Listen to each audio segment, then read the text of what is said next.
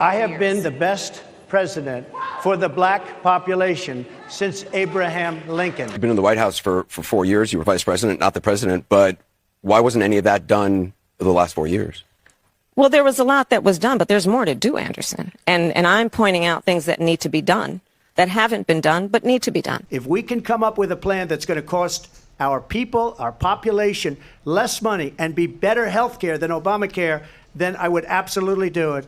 But until then, I'd run it as good as it can be run. So just a yes or no, you still do not have a plan?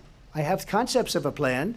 I'm not president right now. I actually have the endorsement of 200 Republicans who have formally worked with President Bush, Mitt Romney, and John McCain, including the endorsement of former Vice President Dick Cheney. I didn't know she was black until a number of years ago when she happened to turn black, and now she wants to be known as black.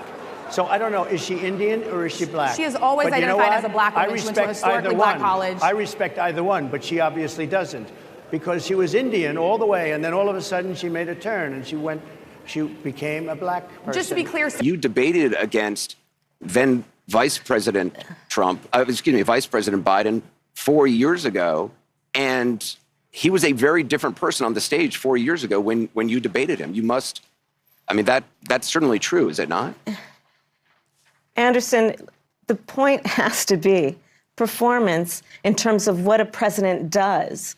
A president who incites an insurrection against the Capitol. No, but I got the point that you're making about a 1.5 hour debate tonight.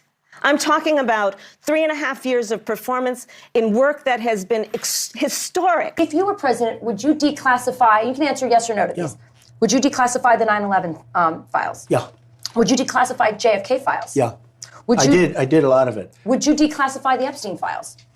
Yeah, I would. All right. I guess I would. I think that less so because, you don't know. You don't want to affect people's lives if it's phony stuff in there, because there's a lot of phony stuff with that whole world. The country is on the wrong track. They say the country is on the wrong track. If it's on the wrong track, that track follows 3.5 years of you being vice president and President Biden being president. That is what they're saying, 79% of them. Why are they saying that? If you're turning the page, you've been in office for 3.5 years. And Donald Trump has been running for office. But you've been the person holding the office. Come on. Madam You Vice and I President. both know what I'm talking about. You and I both know what I'm talking about. I actually don't. What are you talking about? Vote for me. There's no president that's done anywhere near what I've done for Israel. I gave them Golan Heights. I gave them the Abraham Accords. I recognized the capital of Israel and opened the embassy in Jerusalem. And most importantly of all, I terminated the Iran nuclear deal. Which foreign country do you consider to be our greatest adversary? I think there's an obvious one in mind, which is Iran. Stop the genocide! 15,000 children died because of you! In Springfield, they're eating the dogs, the people that came in. They're eating the cats. They're eating the pets. This was just reported. I was just saying what was reported. That's been reported. And eating other things, too, that they're not supposed to be. You're doing this compromise bill. It does call for $650 million that was earmarked under Trump to actually still go to build a wall. I am not afraid of good ideas where they occur. So you don't think it's stupid anymore?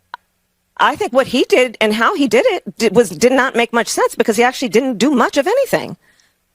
I just talked about that wall, right? We just talked about it. He didn't actually do much of anything. But you do want to build some wall. I want to strengthen our border.